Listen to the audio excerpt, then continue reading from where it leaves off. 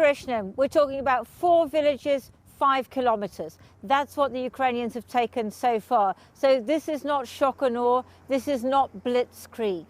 It is painstaking fighting inch by inch, and our understanding is that there is quite a lot of intense fighting going on, and there is a lot of resistance by the Russians. Interestingly, I heard earlier today that the Russians have blown another dam, a much smaller one on a much smaller river. But it shows that this is the kind of tactic they're going to use to try and stop the Ukrainians any way they can. Soldiers I've been speaking to say they think that the Russians have learned a lot from their failures in the last year of fighting, and they have adjusted their tactics. So that suggests that this is not going to be easy in any way. Now, I spent yesterday with some troops who are with an artillery unit. You know, for the artillery, it's particularly difficult because what are they doing? They're destroying their own country. They are destroying towns and villages. As you'll see in our story, one of the soldiers I met used to be a civil engineer. He used to be a builder. But they know, the Ukrainians, that this is what they have to do if they're going to push the Russians back. The wild boar is the most ferocious animal in the forest. No wonder it's their mascot. The men of Ukraine's 110 separate mechanized brigade are preparing to fire. They write for Milgorod, a town the Russians bombed a few days ago. As the counter-offensive gets underway, artillery is critical. In this area, Ukraine needs to retake several villages, and the Russians, they say, aren't easy to defeat. So they're not bad? Yes, as for me, so not bad, yes. But we are also not so stupid, and we can analyze our works, analyze how do they fight with us, and we find a good solution how to escape this fire. And what do you need in order to push them back? We need a lot of rockets, more rockets. Yes. The order comes in. A new target has been located. So they get the coordinates from the drone controller and are off to the firing point, a mile or so up the road. We follow them in a military jeep. The Czech-made multiple launch rocket system has a range of about 20 kilometers. It's effective, but not as precise as more modern Western systems. They're targeting a concentration of Russian soldiers north of Avdiivka.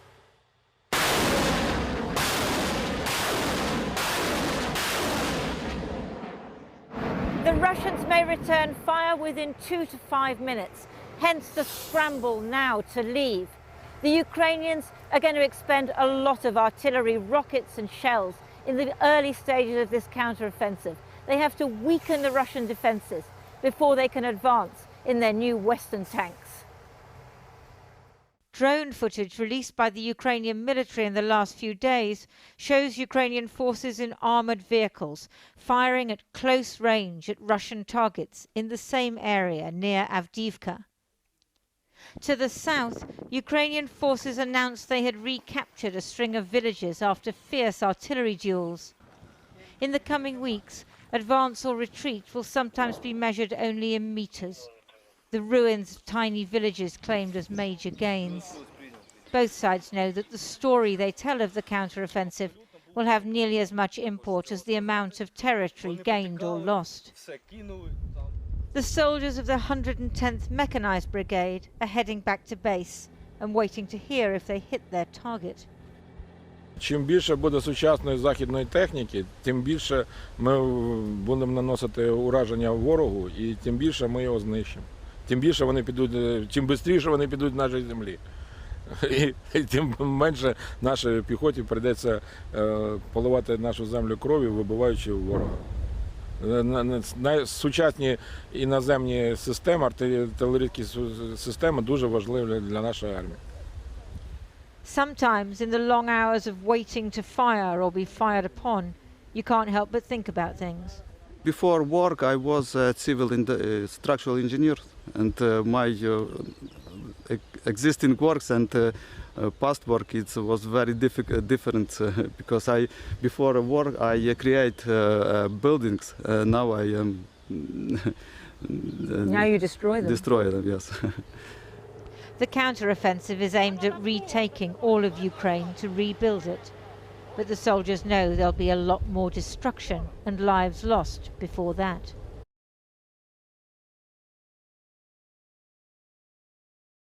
This video is reminiscent of things that are happening all over Ukraine at the moment, the front line. We're seeing in a small, probably area of woodland, vast open areas of Ukraine interspersed with little pockets of woodland, and that's where Russian forces will be setting up their defences. And what you're seeing here is the massively intense fighting that's happening in small areas, whether it's along a wood line or whether it's actually within the a larger wood. Just the sense of all of these bunkers you can see here, where they look very makeshift, but they absolutely work. They stop rockets, and you're watching a grenade being thrown in now to clear that area. But obviously the Ukrainians will be paranoid that the Russians have survived the initial onslaught. And here, tragically, is one of the Ukrainians has taken a hit. One of his comrades is pulling him clear, while one of his fellows is providing covering fire. I'm very struck by watching this, that there's a whole generation of people brought up on games, Call of Duty and other such games, first-person shooter, and that's what this feels like when you first look at it. But of course there is no reset. You can't control that reset. You can't say, right, I've been killed, let's come back alive in another part of it. For these soldiers, they are fighting, it's kill or be killed. And I can only imagine the adrenaline that's pouring through their bodies. Now they're going through, they've just cleared one of the bunkers. It's a complete mess. But inevitably, they're pulling out guns, ammunition, machine guns. You know, you could call it looting, you could call it liberating, but the harsh reality is that sustaining forces on the front line is actually very difficult. They get through a lot of ammunition. And as you can see here, the Russians have loads of ammunition in their bunkers. So what this allows is the Ukrainians to self-sustain, to actually start using the Russians' weapons, their ammunition, against them. One of the Ukrainians has just seen it as another Russian emplacement further up. You can see them liberating some hand grenades that they're going to use to clear the next bunker. But of course the Russians know where their emplacements are, the Ukrainians do not. So there's a trap every step of the way, and the Ukrainians have to be very methodical, sort of working their way through. And even when there's an open bunker here, they don't know whether there's anything down there. Imagine the fear going through your body of that somebody might suddenly jump up with a hand grenade or a machine gun. So what we're seeing here now is that the Ukrainians have found somebody still alive in one of the Russian bunkers. As Ukrainians sat on the edge there talking to the Russian, because basically they're giving them the chance to come out alive or die in the bunker. And here's some footage from the drone, allegedly of the Russians running away. Generally they have a headquarters, so you have lots of out placements where the bunkers are. This looks like they're running towards their headquarters, a sort of bigger enclosed area where they would hope to have some sanctuary. But the Ukrainians will know that if they just suddenly advance on that, they could walk into a trap. And inevitably the Russians will have booby-trapped these woodlands as well. In the winter, which we were fighting, none of the leaves on the trees would be there. There wouldn't have been any cover. Whereas now you can start to see the greenery arriving, provides some cover from which which generally favours the defence because they can be hidden away.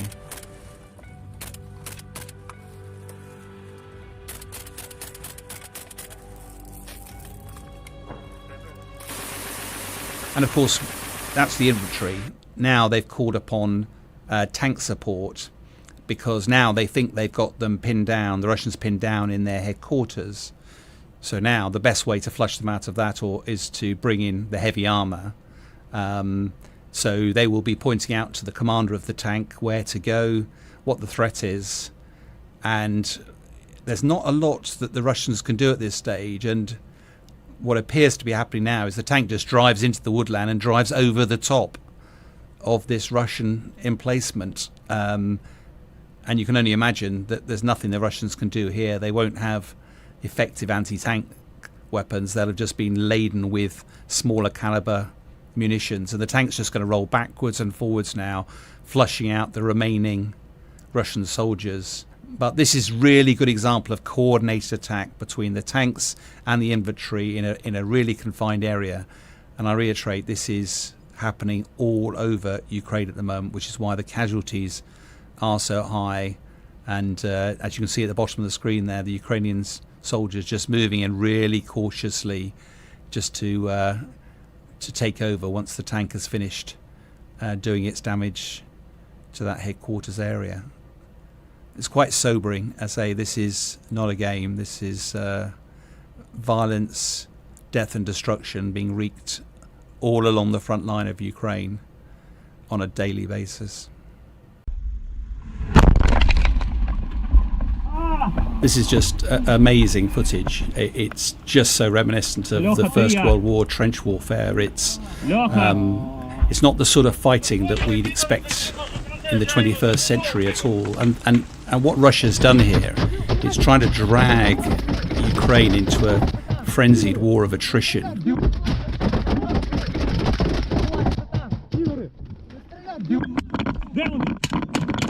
We've now got one of the Russian soldiers very close by hurling a grenade, and that must be within 50 meters, probably closer. And you can only imagine the fear of the soldiers and the intensity of the fighting.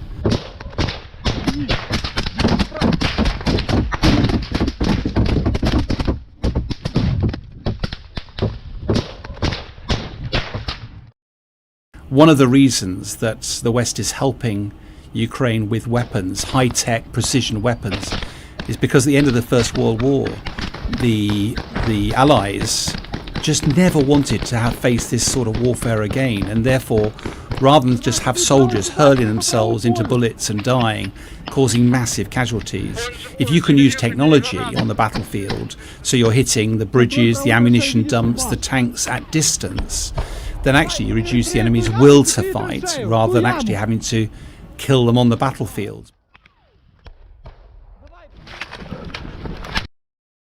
Here's another grenade being thrown. You just don't see that in one. This is very reminiscent of the First World War. So part of what the West is trying to do with Ukraine is drag them into the 21st century, so that in this David versus Goliath battle, in fact, there's another huge explosion on the side there. That's not a grenade. That looks like artillery or maybe even aircraft. So this fighting is not just about the soldiers we're looking at here. It's also a lot of other effects coming to bear.